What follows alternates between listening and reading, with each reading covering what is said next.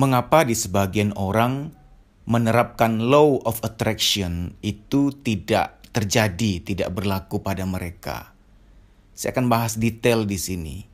Bagi kamu yang pernah baca buku The Secret, The Power, dan lain-lain sebagainya yang mengenai penerapan hukum tarik-menarik, law of attraction, pasti kamu terbiasa mengetahui, bahkan mungkin sudah sering menerapkan soal afirmasi.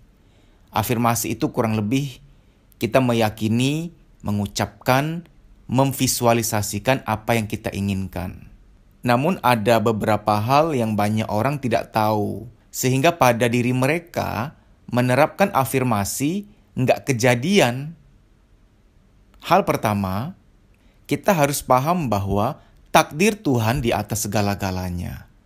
Kalau kita meminta sesuatu yang oleh takdir Tuhan, kita tuh nggak mungkin dapat itu.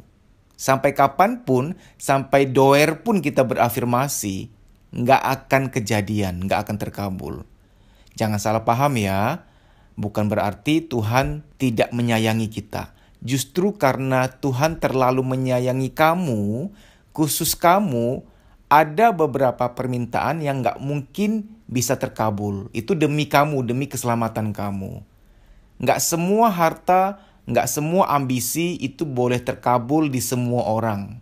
Di orang tertentu, dia nggak boleh menerima itu demi keamanan dia. Contoh sederhana, saya misalkan minta mobil hypercar. Mobil yang kecepatan tinggi, bukan supercar lagi ya, tapi hypercar. Kalau itu terkabul bagi saya, membahayakan nyawa saya. Misalkan, saya meminta supaya saya ingin pindah kewarganegaraan ke Amerika, ke Australia.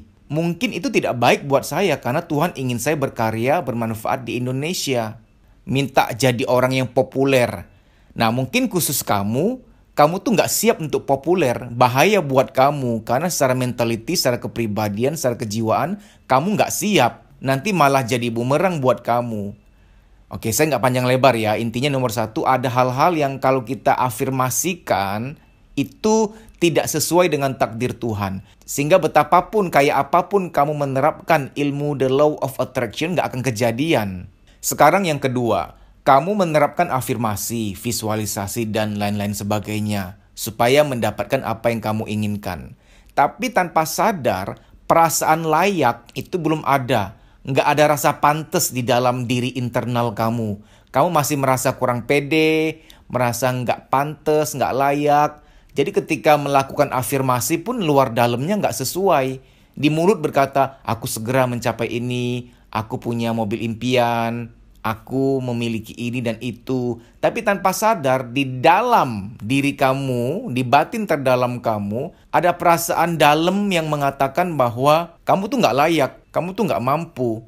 Nah, ini berasal dari label-label yang pernah kamu terima, entah oleh orang tua, pertemanan, atau lingkungan kamu yang lainnya. Karena kita sama-sama tahu lah ya, dalam pergaulan tuh seringkali orang sih niatnya bercanda, tapi kata-katanya itu memojokkan, melabel, merendahkan, membatasi mental orang lain. Contoh, alah kamu bisanya apa sih? Alah itu aja nggak bisa apalagi yang lain. Kamu tuh lemah.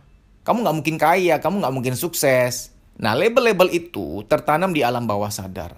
Sehingga orang kalau menerapkan afirmasi untuk mencapai suatu impian atau harta atau kekayaan, tapi tanpa sadar ia masih ada label-label ketidakmampuan, label-label yang membatasi mentalnya, yang kita sering dengar mental block, maka itu tidak akan tercapai. Jadi sesungguhnya Anda butuh terapi dulu, butuh terapi psikologis untuk membuang label-label negatif itu.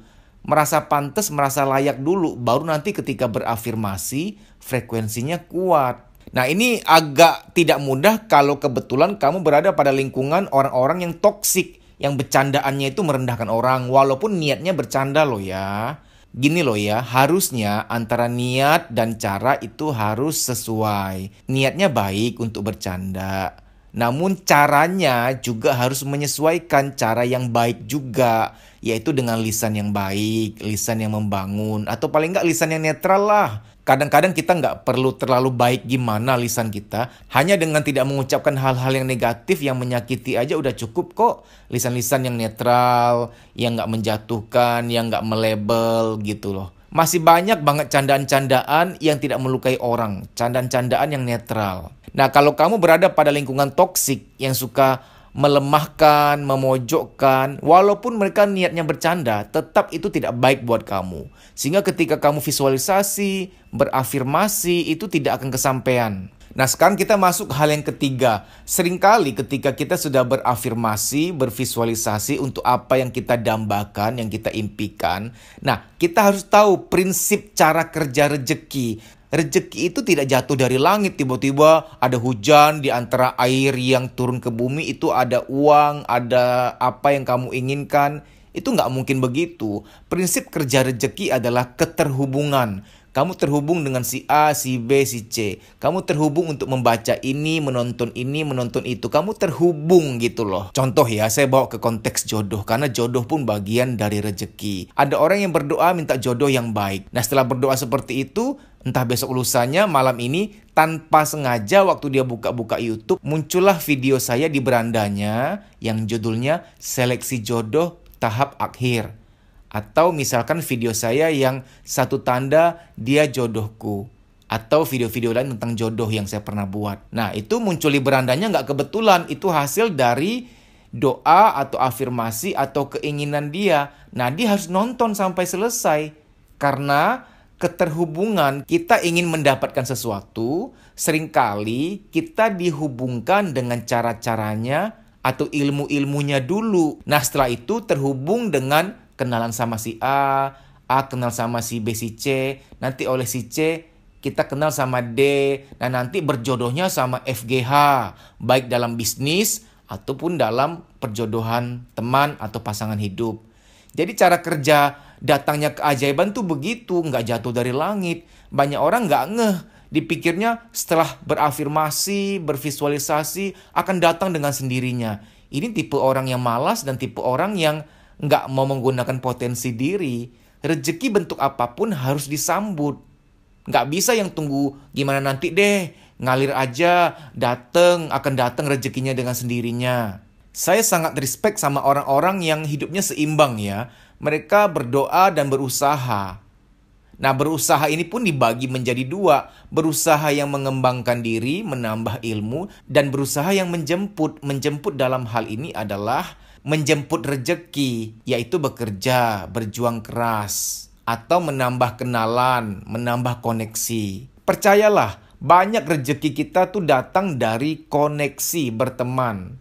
Jadi ketika sudah berafirmasi, menerapkan afirmasi, visualisasi, dan lain-lain sebagainya, mohon juga peka akan petunjuk-petunjuk untuk keterhubungan. Terhubung sama siapa, terhubung untuk belajar ini, belajar itu, terhubung untuk nonton materi-materi penting tentang ilmu, terhubung untuk baca-baca tentang keilmuan yang berhubungan dengan hal itu. Jadi harus holistik. Nah, yang keempat yang banyak orang nggak ngeh adalah dalam menanti sesuatu, dalam berjuang untuk meraih sesuatu, orang tuh harus sabar. Seringkali baru berafirmasi, visualisasi sekian bulan, merasa belum ada tanda-tanda itu akan datang, dia udah berhenti. Dia malah udah kecewa dan menilai bahwa percumalah aku berafirmasi, percumalah aku berpikir positif, percumalah aku semangat-semangat untuk berambisi mencapai sesuatu impianku. Toh nggak ada hasilnya. Dia terlalu cepat berhenti. Dia stop di situ gitu loh. Saya mau sedikit sharing ya. Saya dulu bikin training, ya ampun itu pontang-panting kayak apa. Saya bikin training dari belasan tahun lalu. Awal-awal bikin training itu ngandelin bikin brosur. Cetak brosur 500 atau 1000 lembar. Itu yang datang berapa orang? 5-6 orang. Sewa gedung berapa? Aduh jangan dikatalah. Sewa gedung tuh berapa Anda tahu sendiri. Mulai coba iklan baris di koran. Nggak jalan, yang datang berapa? 6, 7, paling banyak 11 orang. Sewa ruangan berapa? Nggak nutup. Itu membuat saya berhenti. Tidak, saya mencintai pekerjaan saya. Saya suka bidang ini. Jadi saya ngotot, saya sabar. Hal-hal kegagalan, hal-hal yang belum tampak kelihatan kesuksesannya itu tidak mampu membuat saya berhenti.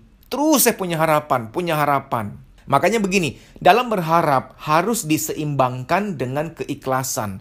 Orang yang berharap tapi nggak punya keikhlasan itu bahaya. Nah, ini yang saya mau bahas di poin ini. Sabarnya Anda pada perjuangan Anda itu adalah sesuatu kombinasi yang indah banget. Anda tetap berharap dan berjuang, tapi pada saat yang sama Anda ada keikhlasan menerima kenyataan. Nah, ini yang banyak orang nggak punya. Banyak orang tuh punya hanya salah satunya aja.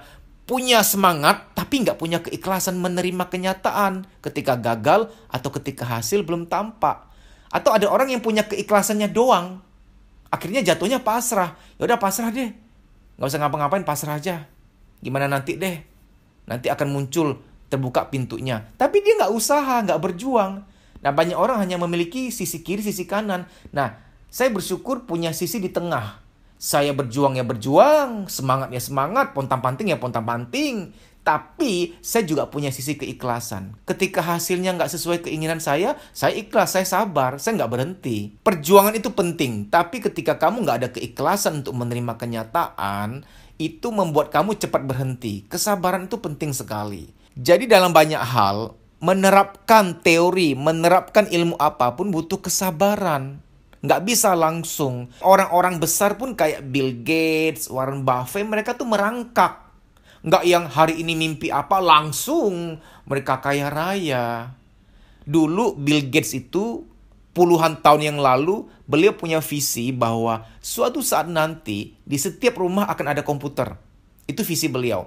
Apakah di waktu itu 1-2 tahun langsung tercapai? Tidak. Baru tercapai beberapa dekade setelah itu, beberapa puluh tahun setelah itu. Jadi nggak ada orang yang kaya langsung gitu loh. Contoh orang yang ingin hidup sehat, katanya kan harus perbanyak makan buah, makan sayur. Apakah kamu dengan sekali makan buah langsung sehat detik itu? Kan nggak mungkin langsung sehat setelah makan buah dan sayur di detik itu juga. Harus konsisten menjaga pola hidup sehat. Jadi pola hidup sehat itu lebih kepada konsistensi hari demi hari, minggu demi minggunya, bulan demi bulan. Begitu pula soal hubungan. Hubunganmu bisa harmonis, itu karena kamu maintain setiap hari. Setiap minggu kamu maintain, jaga komunikasi, jaga pengertian, jaga saling mengalah. Itu nggak sekali 2 kali, harus berjuang terus. Jadi apapun tuh butuh di maintain, butuh ada upaya memelihara. Namanya juga memelihara, emang ada memelihara cuma 1 hari doang. Anda nih misalkan, waktu ada pameran kayak pameran binatang peliharaan, entah itu ikan, kelinci, hamster misalkan, kamu beli buat 1 hari doang. Kamu pelihara 1 hari, besok kamu buang. Kan itu bukan memelihara itu mah. Itu mah cuma kos harian doang. Ngerti ya? Jadi apapun butuh dipelihara. Peliharalah perjuanganmu. Peliharalah keikhlasanmu dalam menerima kenyataan. Lalu satu hal lagi. Kita sering mendengar orang berkata, bermimpilah setinggi-tingginya. Bermimpilah yang besar. Oke sih, nggak masalah sih. Saya juga pernah bermimpi besar, bermimpi setinggi langit. Oke sih, oke. Tapi gini ya, jangan abaikan bahwa kita juga makhluk logika. Logika kita ini, kalau dikasih impian terlalu tinggi, akhirnya logika kita sendiri yang menghambat kita. Jadi sebaiknya bikin impian itu, bikin milestone yang rada-rada masuk akal lah. Jangan terlalu tinggi. Jangan yang aku berambisi punya uang triliunan. Ya boleh-boleh aja sih. Tuhan Maha Kuasa, tapi ya bantu juga logikamu untuk bisa bantu kamu. Nah, ini penting ya. Bantulah logikamu untuk bisa bantu kamu. Kalau logikamu aja nggak terbantu, gimana logikamu bisa bantu kamu nanti? Karena dalam kenyataannya, logikamu itu yang kesehariannya berfungsi bantu kamu. Rasiomu, logikamu itu yang bantu kamu nanti dalam eksekusinya, dalam membuat planning, membuat rencana, membuat strategi. Jadi, ajaklah logikamu untuk kemudian dia sehat, dia damai dalam membantu kamu. Bukan dengan men-setting impian yang nggak masuk akal, sehingga logikamu pun males. Dia tahu itu nggak mungkin tercapai. Saya nggak melemahkan kamu. Nggak ada yang nggak mungkin di dunia ini, nggak ada. Jadi sebaiknya tetapkan target-target yang masuk akal dalam jangka pendek. Supaya logikamu merasa masuk nih, masuk akal nih. Oke, siap aku bantu. Gitu loh. Contoh, aku ingin punya penghasilan tambahan setiap bulan 2 juta rupiah. Itu aja dulu. Tahun depan aku punya motor untuk aku bisa lebih praktis kemana-mana. Motor tahun depan itu hal yang oleh logikamu, oke, siap bos, masuk akal nih. Siap, mari kita kerja. Kan gitu. Be realistic. Jadilah realistis supaya lebih mudah tercapai. Semoga video ini bermanfaat. Terima kasih.